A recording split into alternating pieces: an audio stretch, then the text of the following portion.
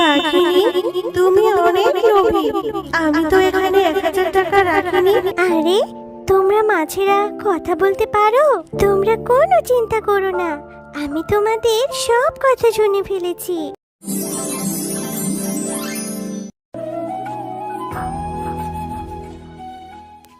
খাবো না, আমি ভাত খাবো না। প্রতিদিন এই ডাল ভাত খেতে আমার একদম ভালো লাগে না। কি হলো রে মিনা? তোর আবার কি হলো? এভাবে পেতনির মতো বসে বসে কাঁদছিস কেন? মা দেখো, বাবা আমাকে পেতনি বললো। আহ, কি বলছো কি তুমি? তোমাদের প্রতিদিন এই বাবা মেয়ের ঝগড়া আমার আর ভালো লাগে না। পেতনির মতো কাঁদবো না তো কি করবো? হ্যাঁ, তুমি যে এত প্রতিদিন মাছ ধরে আনো, এই মাছগুলো তুমি কি করো? একদিনও তো মাছগুলো আমি খেতে পাই না, প্রতিদিন আমাকে ডাল দিয়ে ভাত খেতে হয়। শেফা, শোনো তোমার মেয়ের কথা। প্রতিদিন যদি মাছ ধরে বাজারে বিক্রি না করি, তাহলে এই চাল ডাল আসবে কোথা থেকে? থাক বাবা, তোমাকে আর মাছ আনতে হবে না, আমি ডাল দিয়েই ভাত খেয়ে নেব। আমি আর কখনো মাছ দিয়ে ভাত খেতে চাইবো না বাবা। শেফা, শোনো তোমার বোকা মেয়ের কথা শোনো। না রে মা, তুই কাঁদিস না, আমি তোকে ঠিক মাছ এনে দেব। আগামীকাল যে মাছগুলো ধরবো, আমরা তা বাজারে বিক্রি করব না, সব মাছ বাড়িতে নিয়ে আসবো, আর তুই মন ভরে খাস রে মা। আমার লক্ষ্মী বাবা, এই তো তুমি আমার মনের কথা বুঝতে পেরেছো। কি মজা কি মজা, আমি কাল মাছ দিয়ে ভাত খাবো। পরের দিন মিচকে শিয়াল নদীতে চলে আসে মাছ ধরার জন্য। এরপর মিচকে শিয়াল নদীতে জাল ফেলে মিচকে একটিও মাছ পায় না। মাছ না পেয়ে মিচকে হতাশ হয়ে যায়। হায় হায়, একটা মাছও ধরতে পারলাম না। আমি যে আমার মেয়েকে কথা দিয়ে এসেছি, আজ যত মাছ ধরবো সব মাছ বাড়িতে নিয়ে যাব, কিন্তু আজ তো কোনো মাছই পেলাম না। দেখি আরেকবার জাল ফেলে দেখি কোনো মাছ পাওয়া যায় কি না। এরপর মিচকে আবারও নদীতে জাল ফেলে।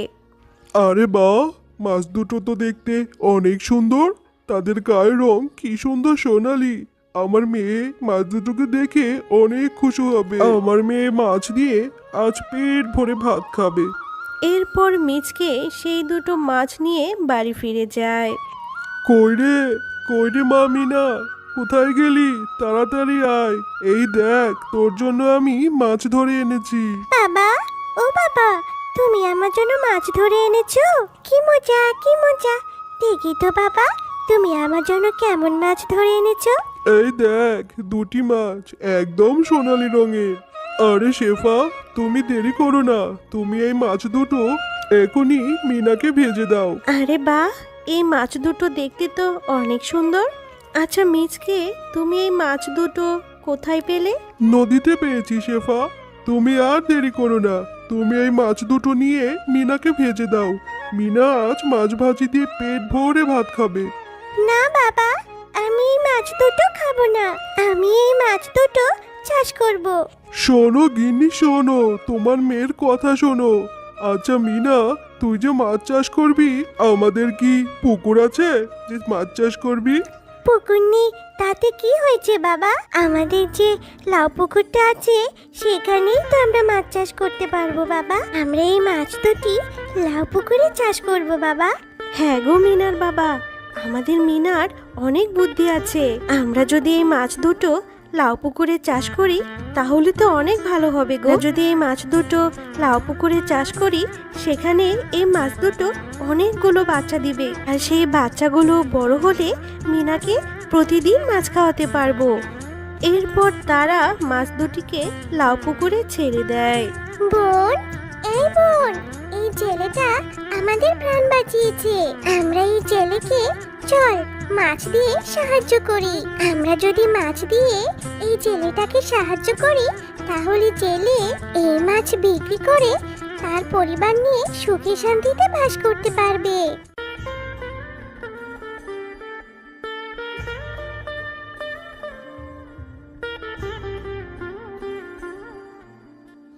এ কি, আমি কি দেখছি? এই মাছ দুটো একদিনে এতগুলো মাছ দিয়ে দিল। আজ থেকে আমি এই লাউ পুকুরেই মাছ চাষ করব। আমি বরং মাছগুলো বাজারে নিয়ে যাই বিক্রি করার জন্য। এরপর মিচকে সেই পুকুর থেকে মাছ ধরে এক ঝুড়ি মাছ নিয়ে বাজারে নিয়ে যায় বিক্রি করতে। বাজারে মিচকে শিয়ালের মাছগুলো তরতাজা দেখে সবাই মিচকের কাছ থেকে মাছ কিনে নিয়ে যায়। অল্প কিছুক্ষণের মধ্যেই মিচকের সবগুলো মাছ বিক্রি হয়ে যায়। এরপর মিচকে খুশি মনে মাছ বিক্রি করে বাড়ি ফিরে আসে। ওগো, কি ব্যাপার? আজ তোমাকে এত খুশি খুশি দেখাচ্ছে। খুশি হব না তা কি করব গিন্নি? আজ এতদিন পরে আমার সবগুলো মাছ বিক্রি হয়ে গেছে। আচ্ছা শেফা, তুমি এখন আমাকে ভাত দাও তো, পরে তোমাকে সব বলছি। খুব খিদে পেয়েছে। আরে শেফা, তুমি আজ বাড়িতে এত ভালো ভালো খাবার রান্না করেছো?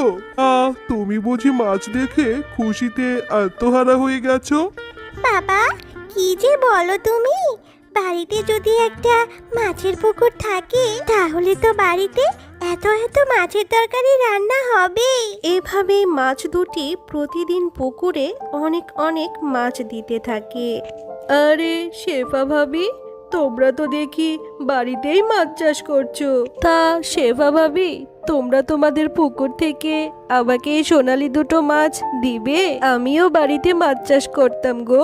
ঠিক আছে মুন্নি ভাবি, তুমি তাহলে কাল এসে পুকুর থেকে সোনালি মাছ দুটি নিয়ে যেও। বোন, এখন আমাদের কি হবে? আমার না এই শিয়ালিনীকে খুব লোভী মনে হচ্ছে। এখন যে আমাদের কি হবে?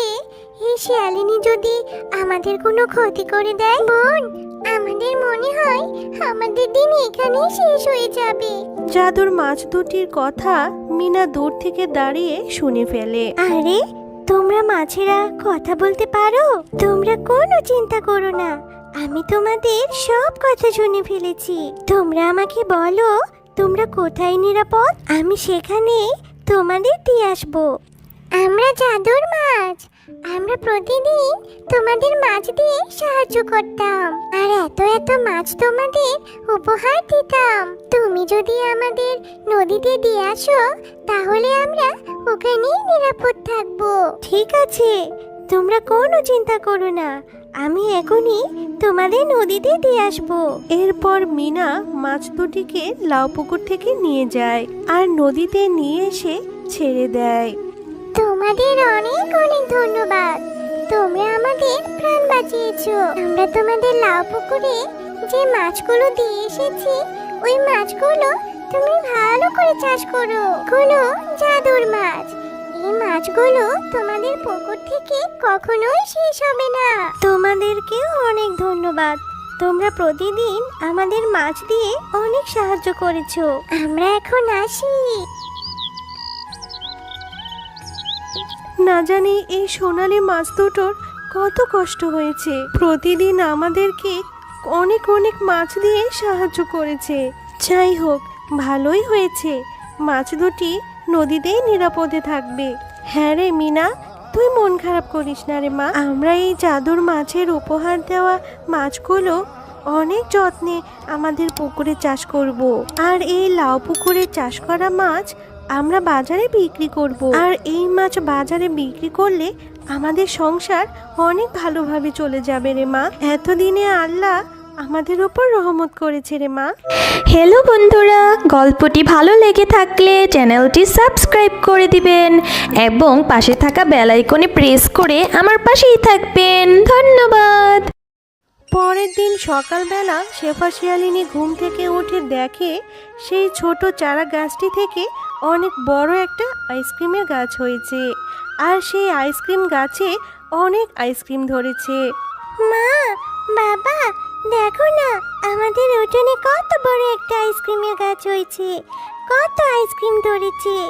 এই সব আইসক্রিম এখন আমরা খাবো। আমি প্রতিদিনই আইসক্রিম খেতে পারবো বাবা। বান্টি, তুমি আইসক্রিম খাচ্ছ? এটা খেতে অনেক মজা। আমারও না অনেক আইসক্রিম খেতে ইচ্ছে করছে। আমাকে একটু আইসক্রিম দাও না, আমি তো কখনো আইসক্রিম খাইনি। একটু দাও বান্টি। আইসক্রিম খেতে ইচ্ছে করছে বললেই হলো। আমার বাড়িতে টাকাও আছে, আইসক্রিমও আছে। আমি তোকে আইসক্রিম দিতে পারবো না। কেন দিব তোকে? তোর বাবা মাকে বলবি আইসক্রিম কিনে দিতে।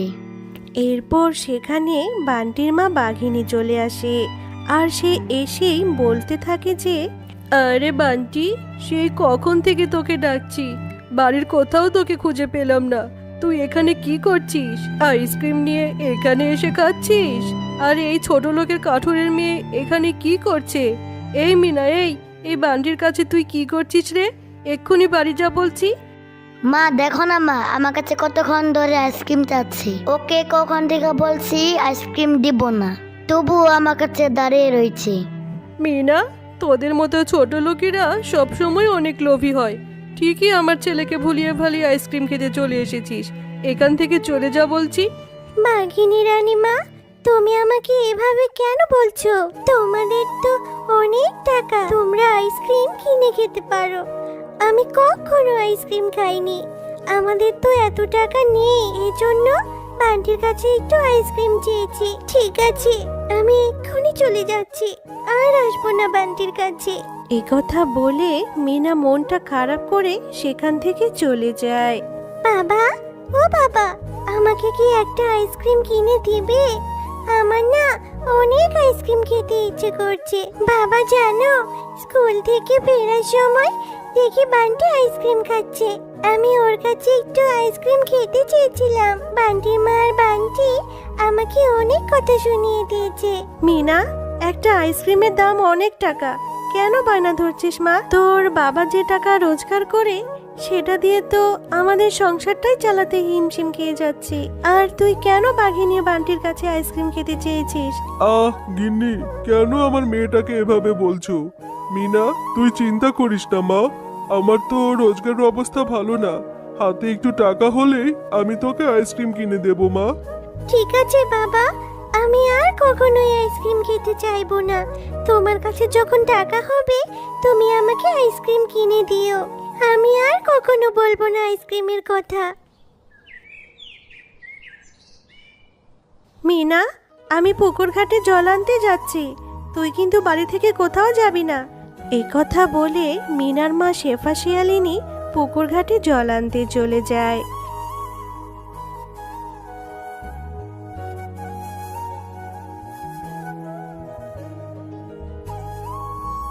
আরে, এই পুকুর ঘাটে বুড়িটা কি করছে? আবার এখানে দেখছি 1000 টাকার একটা নোটও পড়ে আছে। তাহলে কি এই 1000 টাকার নোটটা ওই বুড়িমার? বুড়িমা, ও বুড়িমা, এখানে কি করছেন আপনি? এই যে এখানে টাকা পড়ে আছে, এই টাকাটা কি আপনার? আরে, বুড়িমা তো কথাই বলছে না। এখানে তো বুড়িমা ছাড়া কেউই নেই, তাহলে টাকাগুলো তারই হবে।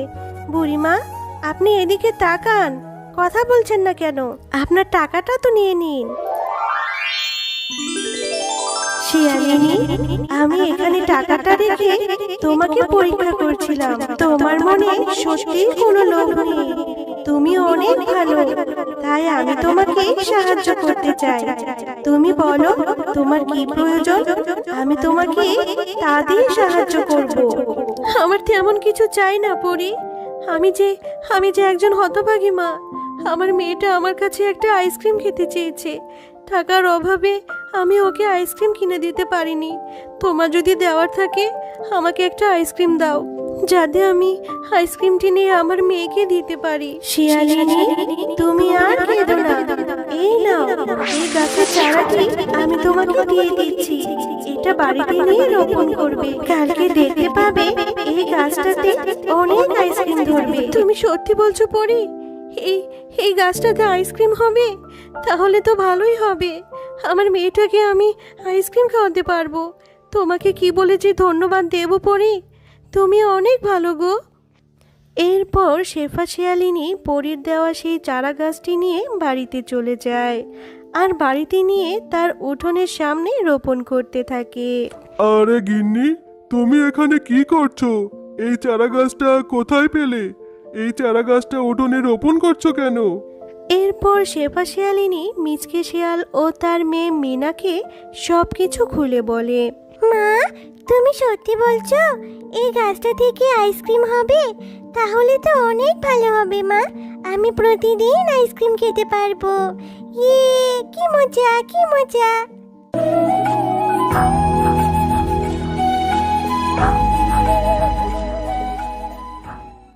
পরের দিন সকালবেলা শেফা শিয়ালিনী ঘুম থেকে উঠে দেখে সেই ছোট চারা গাছটি থেকে অনেক বড় একটা আইসক্রিমের গাছ হয়েছে, আর সেই আইসক্রিম গাছে অনেক আইসক্রিম ধরেছে। মা, বাবা, দেখো না আমাদের উঠোনে কত বড় একটা আইসক্রিমের গাছ হয়েছে, কত আইসক্রিম ধরেছে। এই সব আইসক্রিম এখন আমরা খাবো, আমি প্রতিদিনই আইসক্রিম খেতে পারবো বাবা। ওগো, এবার বোধ হয় আল্লাহ আমাদের দিকে মুখ তুলে তাকিয়েছে গো। তোমাকে আর কাটতে হবে না, তাই না? এখন থেকে তুমি এই গাছ থেকে কিছু করে আইসক্রিম পেড়ে বাজারে বিক্রি করবে, তাহলে আমাদের সংসারটা ভালো মতোই চলে যাবে, তাই না? এরপর মিচকে শেয়াল গাছ থেকে কিছু আইসক্রিম পেড়ে বাজারে নিয়ে বিক্রি করতে থাকে, আর তাদের সেই আইসক্রিম গাছের কথা বনের অন্য পশুরাও জেনে যায়। ওগো সূর্য, আমাদের বনের শেফা শিয়ালিনী নাকি এক মায়াবী পরীর থেকে একটা গাছ পেয়েছে, সেই গাছে আবার আইসক্রিমও হয়। তাই নাকি? এটা কি বলছো বউ? সত্যি যদি ওই শেফা শিয়ালিনী পেয়ে থাকে তাহলে তুমিও যাবে ওই পুকুর ধারে গিয়ে, তুমিও শেফা শিয়ালিনী যেভাবে চারা গাছ পেয়েছে সেভাবে তুমিও চারা গাছ নিয়ে আসবে। এরপর বাঘিনী শেফা শিয়ালিনী যে পুকুর ধারে জল আনতে গিয়েছিল সেও সেখানে জল আনতে যায়। আরে, শুনেছি শেফা শিয়ালিনী নাকি এখানেই 1000 টাকা পেয়েছিল, কিন্তু এখানে এসে তো দেখছি অনেকগুলো টাকা। নিশ্চয়ই বুড়িমায়ের এতগুলো টাকা না। আমি এই টাকাগুলো কলসির মধ্যে লুকিয়ে রাখবো, আর বাকি 1000 টাকা বুড়িমাকে দেব। বুড়িমা, ও বুড়িমা, আপনি এখানে বসে আছেন? এখানে আপনার টাকাটা পড়ে পেলাম, এই নিন আপনার 1000 টাকা। এই 1000 টাকা নিয়ে আমাকে একটা জাদুর আইসক্রিমের গাছ দিয়ে দিন। বাঘিনী, তুমি অনেক লোভী। আমি তো এখানে 1000 টাকা রাখিনি, আমি এখানে অনেকগুলো টাকা রেখেছিলাম। তুমি এতগুলো টাকার লোভ সামলাতে পারোনি। তুমি একজন রাজার বউ হয়েও এত সামান্য টাকার লোভ তুমি সামলাতে পারোনি। সামান্য আইসক্রিমের গাছের জন্য তুমি এখানে চলে এসেছো, তাই তোমাকে তোমার লোভের জন্য শাস্তি পেতেই হবে। এই নাও, আমি তোমাকে জাদুকরী শক্তির মাধ্যমে গরিব করে দিয়েছি। এখন থেকে তুমি সাধারণ পশুর মতোই দরিদ্র। পরি, আমাকে তুমি দয়া করে ছেড়ে দাও। তুমি আমাকে এভাবে শাস্তি দিও না। আমি ভুল করেছি। আমি শেফা শিয়ালিনীর সামান্য আইসক্রিম গাছের লোভে এত কিছু করেছি। আমি আর জীবনে কোনোদিন লোভ করব না। তুমি আমাকে ছেড়ে দাও, আমার সব ধন সম্পদ ফিরিয়ে দাও। তো বন্ধুরা, আমাদের গল্প তোমাদের কেমন লেগেছে? যদি ভালো লেগে থাকে তাহলে লাইক, কমেন্ট আর সাবস্ক্রাইব করে আমাদের পাশেই থেকো। আর হ্যাঁ, বেল আইকন বেলটি অন করতে ভুলো না কিন্তু। বাড়িতে গিয়ে টয়া পরীর কথা মতো সেই ফুলটি কাঁঠাল গাছের গোড়ায় রেখে দেয়, আর সাথে সাথে আশ্চর্যজনকভাবে অনেক সুন্দর সুন্দর ঈদের জামা চলে আসে। এই টয়া, জানিস আমার মা এবার ঈদে অনেক জামা কিনে দিয়েছে। সবগুলো জামা অনেক সুন্দর। তোর মা তোকে কি কিনে দিয়েছে রে? ওকে আবার ওর মা কি কিনে দিবে রে? ও তো আগের বছরও একটা জামাও কিনেনি, পুরান জামা পরে ঈদ করেছে। কি, পুরনো জামা পরে আবার ঈদ হয় নাকি? আমার মা সব সময় ঈদে আমাকে নতুন জামা কিনে দেয়, আমাকে অনেক জামা কিনে দেয়। আগের বছর আমার মায়ের কাছে কোনো টাকা ছিল না, তাই তো আমাকে কোনো জামা কিনে দিতে পারেনি। তাই আমি পুরান জামা পরে ঈদ করেছি। কিন্তু এবার আমি মাকে বলবো আমাকে নতুন জামা কিনে দেওয়ার জন্য। তারপর আমি জামা পরে তোদের সাথে ঘুরবো, ঈদ করবো আমি। তাই নাকি রে টয়া? আগের বছরও তো বলেছিলি তোর মা নাকি তোকে নতুন জামা কিনে দিবে, কই দিল না তো? তুই তো সেই পুরন জামা পরে ঈদ করলি, শোন টয়া, তোকে আমরা এবার বলে দিচ্ছি, তুই যদি এবার নতুন জামা না কিনিস, তোকে কিন্তু আমাদের সাথে ঘুরতে নিব না। বন্ধুদের এমন কথা শুনে টয়া মন খারাপ করে বাড়ি চলে আসে। মা, তুমি এবার ঈদে আমাকে নতুন জামা কিনে দিবেই দিবে, না হলে আমি কিন্তু বড্ড মন খারাপ করব। মা রে, আমার শরীরটা কিছুদিন যাবৎ বড্ড অসুস্থ, কোনো কাজও করতে পারিনি। বাঘিনী ভাবি যে কি বলবে আল্লাহই ভালো জানে। যাই হোক, যে কয়দিন কাজ করেছিলাম সেই কয়দিনে টাকা যদি দেয় তাহলে তো নতুন জামা কিনে দেবো রে মা। কবে কিনে দিবে মা? ঈদের তো আর মাত্র 2 দিন আছে। আমাকে যদি তুমি এবার নতুন জামা কিনে না দাও, তাহলে কিন্তু আমি বাড়ি থেকে বের হয়ে যাব, আর কখনো আসবো না। মা রে, তুই কষ্ট পাস না, আমি তোকে কথা দিলাম বাঘিনী ভাবির কাছ থেকে টাকা নিয়ে এসে তোকে মার্কেটে নিয়ে যাব, আর তোর পছন্দ মতোই তোকে একটি জামা কিনে দেব। আর মন খারাপ করিস না রে মা। বলছি বাঘিনী ভাবি, আমার কাজগুলো সব শেষ, বাকি যেগুলো আছে সেগুলো করে দিব, কিন্তু একটা কথা ছিল বাঘিনী ভাবি। বাঘিনী ভাবি, আমি যে কদিনে কাজ করেছি সেই কদিনের টাকা কি আমাকে দিতে পারবেন? আগে যে কয়দিন কাজ করেছিলাম সেই কদিনের টাকা যদি দিয়ে দিতেন তাহলে আমার মেয়ের জন্য আমি একটা জামা কিনতে পারতাম। আমার মেয়েটা যে জেদ করে বসে আছে, সে ঈদে নতুন জামা পরবে। ঈদের যে আছে আর মাত্র 2 দিন। আমার মেয়েটা খুব জেদ করেছে। কি করব বাঘিনী ভাবি, আপনি যদি আমাকে টাকাগুলো দিতেন আমার খুব উপকার হতো। শেফালি, তুই তো সব সময়ই কাজে ফাঁকি দিস, কিন্তু টাকা চাওয়ার সময় অগ্রিম টাকা চেয়ে বসিস। আজ 5 দিন পর কাজে আসলি, আর কাজে এসেই টাকা চাইছিস? আর এটা তো রোজার মাস, ঈদের জন্য আমার অনেক কেনাকাটা হয়ে গেছে, আমার অনেক টাকা খরচ হয়ে গেছে। এখন আমার কাছে কোনো টাকা নেই, আরো কিছু শপিং করার বাকি আছে। তুই আমার আশা ছেড়ে দে রে শেফালি। তোর যদি জামা কাপড় কেনার থাকে তাহলে অন্য কোথা থেকে ব্যবস্থা করে নে, আমি তোকে কোনো টাকা পয়সা দিতে পারবো না রে শেফালি। বাঘিনী ভাবি, আপনি তো অনেক টাকার কেনাকাটা করেছেন, অথচ আমি তো আপনার কাছে কিছু টাকা চেয়েছি। এই টাকাটা কি আপনি দিতে পারবেন না বাঘিনী ভাবি? দয়া করে কিছু টাকা দিন না ভাবি। শেফালি, তুই এত কথা কেন বাড়াচ্ছিস? আমার টাকা আছে তাই আমি শপিং করেছি, প্রয়োজনে আরো করব, তাতে তোর কি? তোর টাকা নেই, তুই শপিং করবি না, এত শখ কেন? হ্যাঁ, গরিবের এত শখ থাকতে নেই, বুঝলি? যা, অন্য কোথা থেকে ব্যবস্থা করতে পারলে তোর মেয়ের জন্য জামা কিনে নিয়ে যা। এখানে শুধু ঘ্যান ঘ্যান করে সময় নষ্ট করিস না, আমার চোখের সামনে থেকে দূর হ। বাঘিনী ভাবি, আমি তো এমনি এমনি আপনার কাছে টাকা চাচ্ছি না, আমি তো আমার কাজের টাকাই চাচ্ছি, দিন না বাঘিনী ভাবি। বললাম তো আমার কাছে এখন টাকা নেই, সব টাকা শপিং করাতে শেষ হয়ে গেছে, আমি তোকে এখন কোনো টাকাই দিতে পারবো না। এই মাস শেষ হলেই আমি তোকে টাকা দেব। আর হ্যাঁ, বাকি যতগুলো কাজ আছে সম্পূর্ণ কাজ শেষ করে তারপর যা। মেয়েটাকে যে কথা দিয়ে আসলাম যে কাজ থেকে ফিরে তোকে নতুন জামা কিনে দেব, কিন্তু বাঘিনী ভাবি তো আমাকে কোনো টাকাই দিল না।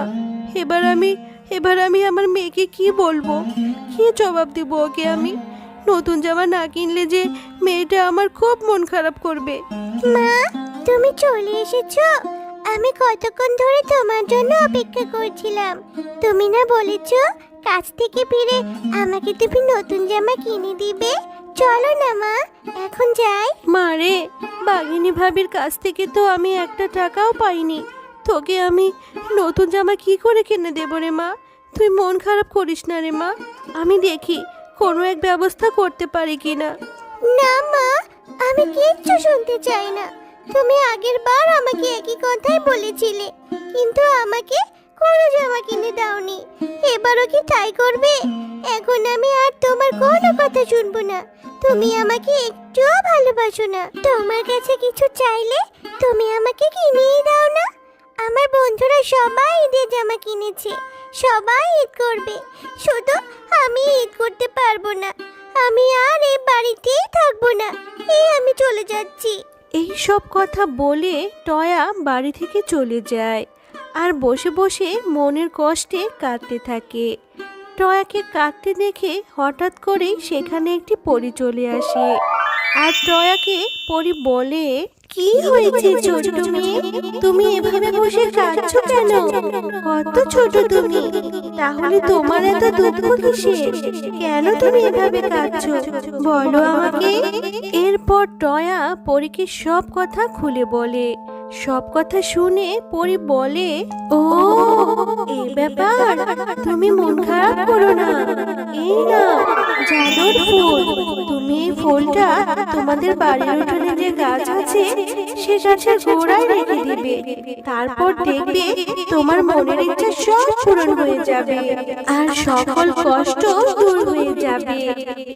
এরপর খুশি মনে পরীর দেওয়া ফুলটি নিয়ে টয়া বাড়ি চলে যায়। বাড়িতে গিয়ে টয়া পরীর কথা মতো সেই ফুলটি কাঁঠাল গাছের গোড়ায় রেখে দেয়। আর সাথে সাথে আশ্চর্যজনকভাবে অনেক সুন্দর সুন্দর ঈদের জামা চলে আসে। মা মা তাড়াতাড়ি এদিকে এসো, দেখো কি হয়েছে। পরীর দেওয়া ফুল থেকে কত সুন্দর ঈদের জামা চলে এসেছে। আমি এবার ঈদে নতুন জামা পরতে পারবো মা, তাও আবার অনেকগুলো জামা। যখন যেটা চাই সেটাই পরতে পারবো মা। আরে এটা তো অদ্ভুত ব্যাপার, কিভাবে কাঁঠাল গাছে এত সুন্দর সুন্দর ঈদের জামা চলে আসলো? মা ভালোই হয়েছে, এবার ঈদে আমি নতুন নতুন জামা পরতে পারবো। আর আমাদের গ্রামে যারা আমাদের মতো গরিব অসহায় আছে, জামা কিনতে পারে না, তাদের মাঝে আমি এই জামাগুলো বিলিয়ে দেব, যাতে করে সবাই ঈদের নতুন জামা পরতে পারে। এরপর টয়া গাছ থেকে অনেকগুলো ঈদের জামা পেরে নেয়। আর যারা গ্রামের অসহায় গরিব বাচ্চা ছিল তাদের মাঝে জামাগুলো। হ্যালো বন্ধুরা, গল্পটি ভালো লেগে থাকলে চ্যানেলটি সাবস্ক্রাইব করে দিবেন এবং পাশে থাকা বেল আইকনে প্রেস করে আমার পাশেই থাকবেন। ধন্যবাদ। আরে এই পুকুরে এত বড় একটা কাঁঠাল গাছ কোথা থেকে এলো? মা, ও মা, এদিকে এসো না। দেখো মা, আমাদের পুকুরে কত বড় একটা কাঁঠাল গাছ হয়েছে। কালকে যে পচা কাঁঠালটা ফেলে দিয়েছিলাম, সেই কাঁঠালটা থেকে মনে হয় এত বড় গাছ হয়েছে। টুম্পা, তোমরা মা ও মেয়ে অনেক ভালো, তাই তোমাদের এই পচা কাঁঠাল থেকে এত বড় একটা জাদুর কাঁঠাল গাছ হয়েছে।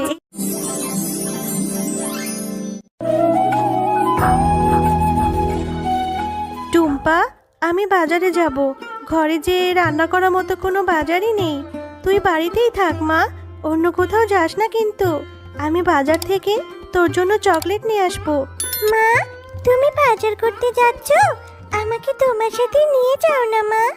না রে টুম্পা, তোকে কি করে নেব বল? তুই তো আমার সাথে গেলেই খাওয়ার জন্য বায়না ধরবি। আমার কাছে যে বাড়তি কোনো টাকাই নেই। তুই গেলেই তো বলবি এটা কিনে দাও সেটা কিনে দাও।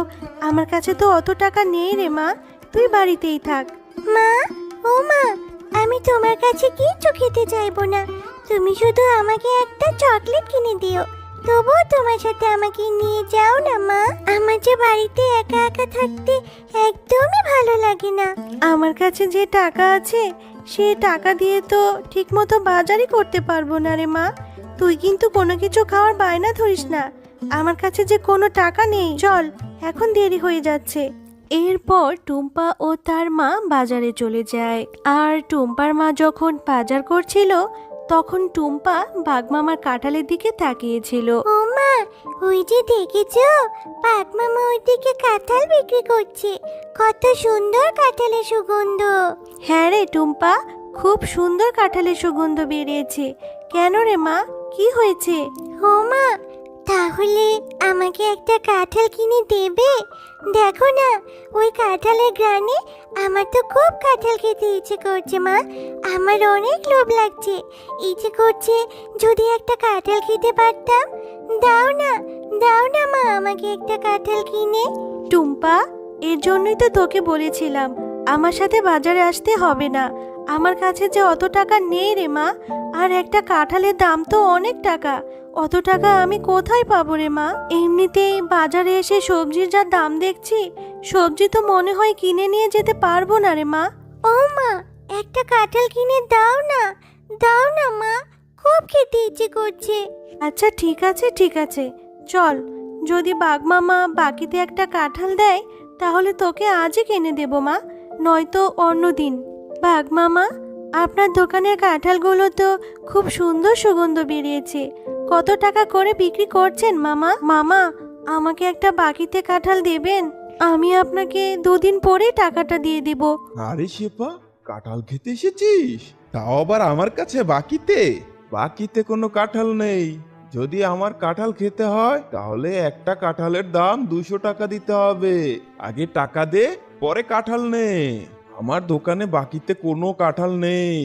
বাঘ মামা, আমার মেয়েটা যে কাঁঠাল খাওয়ার জন্য বায়না ধরছে, একটা কাঁঠালই তো। আপনি আমাকে বাকিতে দিন না, আমি 2 থেকে 3 দিন পরেই এসে আপনার বাকি টাকাটা দিয়ে যাব।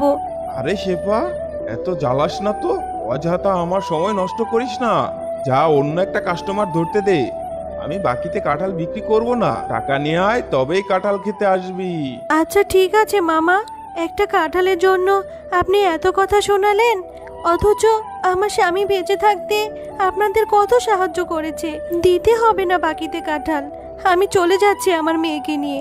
এরপর শেফা শিয়ালিনী তার মেয়ে টুম্পাকে নিয়ে সেখান থেকে মন খারাপ করে চলে যায়।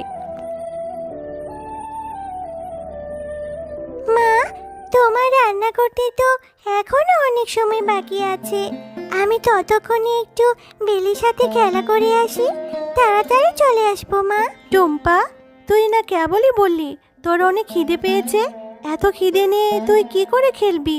একটু পরেই যাস মা, এখন যেতে হবে না। হ্যাঁ মা, আমি তাড়াতাড়ি চলে আসবো। আর তুমি মন খারাপ করে আছো মা, আমি জানি তুমি আমাকে কাঁঠাল কিনে দিতে পারোনি বলে তোমার ভীষণ মন খারাপ হয়েছে। তুমি আর মন খারাপ করো না মা। খুব বুদ্ধি হয়েছে তোর, তাই না রে? মায়ের মন খারাপও এখন বুঝতে শিখে গেছিস।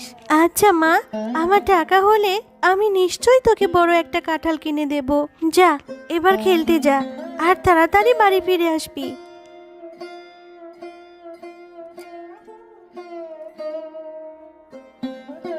বেলি, এই বেলি, তুই আজকে মাঠে খেলা করতে যাসনি কেন রে? চল চল, আমরা মাঠে গিয়ে খেলা করব। না রে টুম্পা, আমি এখন খেলতে যাব না। আমাদের ঘরের পেছনে আমার মা কাঁঠাল পাড়ছে। আমার মা আমাকে সাহায্য করতে যেতে বলেছে। আমি এখন আমার মায়ের কাছেই যাব রে। বেলি, তোদের কাঁঠাল গাছে কাঁঠাল ধরেছে? তাহলে আমিও তোর সাথে যাব রে। আমিও তোর সাথে গিয়ে তোর মাকে সাহায্য করব। তাহলে তোর মা যদি আমাকে একটা কাঁঠাল দেয়, আমি কাঁঠালটা খেতে পারবো। আচ্ছা টুম্পা, তাহলে তুইও আমার সাথে চল।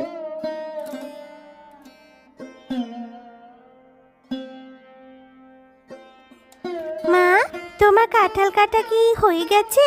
আর কাঁঠাল কি পেকেছে? আমাকে দাও, আমি কাঁঠাল খাবো। দেখো মা, আমি টুম্পাকেও সাথে করে নিয়ে এসেছি। টুম্পাও কাঁঠাল খাবে। ওকে একটা কাঁঠাল দাও না মা। না রে বেলি, আজ আর কাঁঠাল পারবো না, আর আমাকেও তোর সাহায্য করতে হবে না। চল বাড়ি চলে যাই। আর টুম্পাকে বলছিস কাঁঠাল দেওয়ার কথা? একটা কাঁঠালের অনেক টাকা দাম, টুম্পাকে ফ্রিতে কেন কাঁঠাল দেব? কাকিমা, তোমাদের গাছে তো কত কাঁঠাল ধরেছে, কত বড় বড় কাঁঠাল। আমাকে ছোট একটা কাঁঠাল দাও না কাকিমা। টুম্পা, তোদের মতো গরিবদের নিয়ে আর পারি না। আমার মেয়েটাকে পটিয়ে চলে এসেছিস কাঁঠাল খেতে, আমি তোকে কাঁঠাল দিতে পারবো না রে। আমাদের গাছে তো কত কাঁঠাল ধরেছে মা, তাহলে তুমি টুম্পার সাথে এমন ব্যবহার করছো কেন? ওকে একটা কাঁঠাল দিয়ে দাও না মা। ওরা তো অনেক গরিব, ওরা টাকা কোথায় পাবে কাঁঠাল কিনে খাওয়ার? আচ্ছা ঠিক আছে বেলি, তুই যেহেতু এত করে বলছিস, ওকে কি করে ফিরিয়ে দিই? এই টুম্পা, এই যে আমার পাশে একটা কাঁঠাল রাখা আছে, একটু পচে গেছে। এটা থেকে কিছু অংশ ভালো বের হলে সেগুলো বেছে বেছে খেয়ে নিস।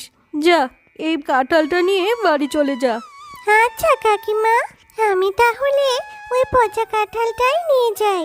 ওটা থেকে কিছু অংশ ভালো বের হলে আমি মজা করে কাঁঠাল খাবো। এরপর টুম্পা সেই পচা কাঁঠালটি নিয়েই তার বাড়ি চলে যায়। ও মা, দেখো না, বেলির মা আমাকে এই কাঁঠালটা দিয়েছে। ওদের গাছে জানো অনেক কাঁঠাল ধরেছে। তুমি এই কাঁঠালটা একটু কেটে দাও তো, এটা থেকে কিছু ভালো অংশ বের হলে আমি খাবো। টুম্পা, সেই কখন থেকে তোর জন্য খাবার নিয়ে বসে আছি, আর তুই এই পচা কাঁঠালটা নিয়ে এসেছিস? বাঘিনী মামি তোকে এই পচা কাঁঠালটা ধরিয়ে দিল আর তুই নিয়ে চলে এলি? এটা এক্ষুনি ফেলে দে বলছি। মা, পুরো কাঁঠালটা তো নষ্ট না, কিছু অংশ তো ভালো পাওয়া যাবে। তুমি আমাকে ওই 2-3টা রোল দাও না মা, আমি ওইটুকুই খাবো। টুম্পা, এভাবে জেদ করিস না মা।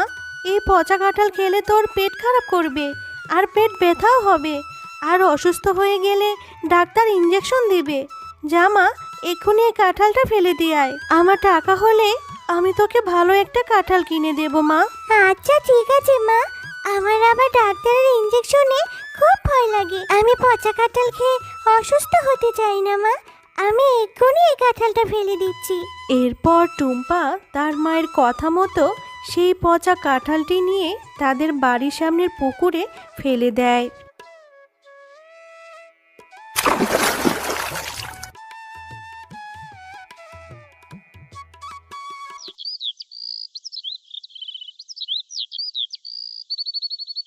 কি রে টুম্পা, এখনো মন খারাপ করে আছিস? অনেক রাত হয়েছে মা, ঘুমিয়ে নে। আমি তোকে কথা দিচ্ছি, তোকে আমি অনেক বড় একটা কাঁঠাল কিনে দেব।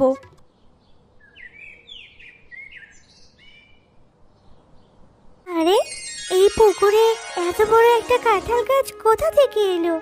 মা, ও মা, এদিকে এসো না। দেখো মা, আমাদের পুকুরে কত বড় একটা কাঁঠাল গাছ হয়েছে। কালকে যে পচা কাঁঠালটা ফেলে দিয়েছিলাম, সেই কাঁঠালটা থেকে মনে হয় এত বড় গাছ হয়েছে। টুম্পা, তোমরা মা ও মেয়ে অনেক ভালো, তাই তোমাদের এই পচা কাঁঠাল থেকে এত বড় একটা জাদুর কাঁঠাল গাছ হয়েছে। এই কাঁঠাল গাছটি থেকে কখনোই কাঁঠাল শেষ হবে না। তোমরা তোমাদের ইচ্ছে মতো কাঁঠাল নিতে পারবে, আর এই কাঁঠালগুলো বাজারে বিক্রি করলে তোমাদের কষ্টও দূর হয়ে যাবে। আরে, এটা তো দেখছি জাদুর কাঁঠাল গাছ। তোমাকে অনেক অনেক ধন্যবাদ। সত্যি আমার মেয়েটার ইচ্ছা তাহলে এবার পূরণ হলো। আমি অনেক খুশি হয়েছি। হ্যাঁ মা, এই জাদুর কাঁঠাল গাছটা অনেক ভালো। এখন থেকে তোমাকেও আর কষ্ট করতে দেব না। এই কাঁঠালগুলো বিক্রি করে আমরা বাজার থেকে অনেক খাবার কিনে নিয়ে আসতে পারবো। বন্ধুরা, আমাদের গল্প তোমাদের কেমন লেগেছে? যদি ভালো লেগে থাকে তাহলে লাইক, কমেন্ট আর সাবস্ক্রাইব করে আমাদের পাশেই থেকো। আর হ্যাঁ, বেল আইকন বেলটি অন করতে ভুলো না কিন্তু। রাতের মধ্যেই সেই জাদুর বীজ থেকে বড় একটা লিচুর গাছ হয়। আরে টুম্পা তো ঠিকই বলেছিল, সেই জাদুর বীজ থেকে বড় একটা লিচুর গাছ হয়েছে। টুম্পা, এই টুম্পা, তাড়াতাড়ি বেরিয়ে আয়, এসে দেখ সেই বীজ থেকে কত বড় একটা জাদুর লিচু গাছ হয়েছে। টুম্পা, আমি বাঘিনী মামির বাড়িতে কাজ করতে যাব, তুই কিন্তু কোথাও যাস না কেমন? বাড়িতেই থাক, আমি তাড়াতাড়ি ফিরে আসবো। আচ্ছা ঠিক আছে মা, তুমি তাহলে যাও। আর তুমি বাড়িতে ফেরার সময় আমার জন্য লিচু নিয়ে আসবে। নতুন নতুন লিচু উঠেছে, আমার যে লিচু খেতে অনেক পছন্দ। না রে মা, আমি তোকে লিচু কি করে কিনে দেব? এখনো যে মাস শেষ হয়নি। মাস শেষ হলেই যখন টাকা পাবো তখন তোকে লিচু কিনে দেবো রে মা। মা তো বললো আমাকে লিচু কিনে দিতে পারবে না, কিন্তু আমার যে লিচু খেতে খুব ইচ্ছে করছে। আমি যাই, বান্টি ও মিনাদের বাড়িতে লিচু গাছ আছে, ওদের সাথে খেললে ওরা আমাকে একটা লিচু দেবে। ওই তো দেখা যাচ্ছে মিনা আর বান্টি বসে বসে লিচু খাচ্ছে। কি রে মিনা, তোরা লিচু খাচ্ছিস? তোরা কি আজকে খেলবি না নাকি? জানিস, আমারও না লিচু খেতে অনেক ইচ্ছে করছে। মাকে বলেছি, মা বলেছে আমাকে লিচু কিনে দিতে পারবে না। হ্যাঁ রে টুম্পা, আমরা তো খেলবো। তুই লিচু খাবি? আমাদের গাছে অনেক লিচু ধরেছে, আমার মাকে বলবো তোকে লিচু দিবে। তুই সত্যি বলছিস মিনা, আমাকে লিচু দিবে? আচ্ছা ঠিক আছে, চল আগে আমরা সবাই খেলে আসি, তারপর না হয় তোর মার কাছে বলে লিচু খাবো। হ্যাঁ রে টুম্পা, খেলবো খেলবো, দাঁড়া এই লিচুগুলো খেয়ে নি। ওই দেখ আমার মাও চলে এসেছে। ও মা, মা ওই দেখো টুম্পা এসেছে। টুম্পার না লিচু খেতে অনেক ইচ্ছা করছে, ওর মার কাছে টাকা নেই, ও আমাদের কাছে লিচু খাবে, ওকে একটা লিচু দাও না মা। আরে মিনা, তুই এটা কি বলছিস? লিচুর অনেক দাম, এই ছোট লোকের বাচ্চাটাকে কেন আমি লিচু খাওয়াবো? এই টুম্পা, এই তোকে না বলেছি আমার ছেলে মেয়েদের সাথে খেলতে আসবি না? কাকিমা, আমার তো বান্ডি ছাড়া আর কোনো বন্ধু নেই, আর আমাকে একটা লিচু দাও না, তোমাদের গাছে তো কত লিচু, আমাকে একটা লিচু দাও। আমার মায়ের যখন টাকা হবে তখন আমি তোমাকে লিচুর দাম দিয়ে দেব। আরে এত কথা বাড়াচ্ছিস কেন? তোকে না এখান থেকে চলে যেতে বলেছি, এক্ষুনি চলে যা।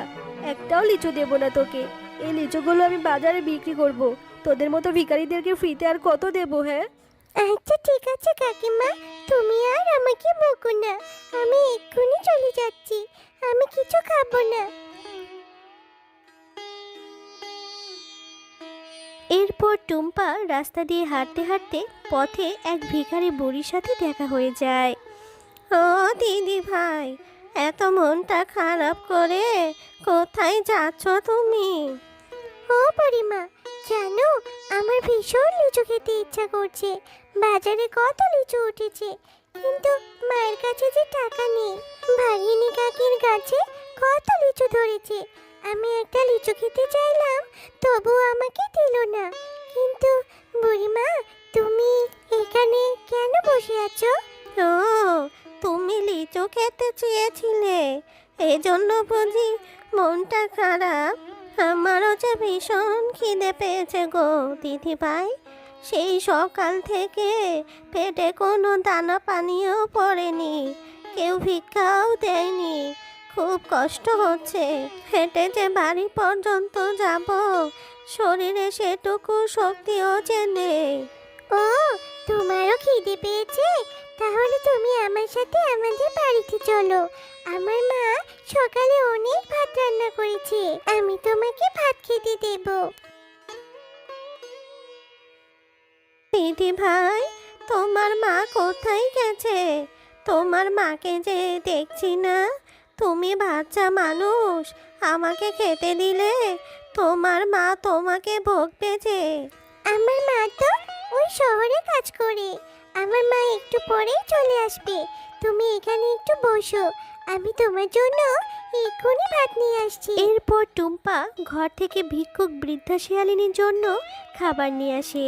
পরিমা, আমি প্লেটে করে ভাত এনে দিয়েছি, তুমি তাড়াতাড়ি খাবারগুলো খেয়ে নাও, তোমার তো অনেক খিদে পেয়েছে, খেয়ে দিয়ে তারপর তুমি আজকে আমাদের সঙ্গে থেকে যাবে। দিদি ভাই, পেটটা ভরে ভাত খেয়েছি, এই যে আমার থলেতে এই বীজটা ছিল, প্লেটের উপরে এই বীজটা রেখে গেলাম, এটা তুমি মাটিতে রোপণ করো, এই বীজ থেকে তুমি লিচু গাছ পাবে, এ গাছে অনেক লিচু ধরবে। পরিমা, তুমি আমাকে লিচুর বীজ দিলে, কিন্তু এই লিচুর বীজ থেকে লিচু হতে অনেক সময় লাগবে, এখন আমার যে লিচু খেতে ইচ্ছে করেছে সে কত পরে লিচু হবে, তখন আমার তো খেতে ইচ্ছে করবে না। না গো দিদি ভাই, এই বীজ থেকে অনেক সময় লাগবে না, এই বীজ থেকে যে গাছ হবে কালকেই তুমি লিচু খেতে পারবে, এবার আমি আসি দিদি ভাই। এরপর টুম্পা ভিক্ষুক বুড়িমার দেওয়া বীজটি তাদের উঠোনে রোপণ করে দেয়।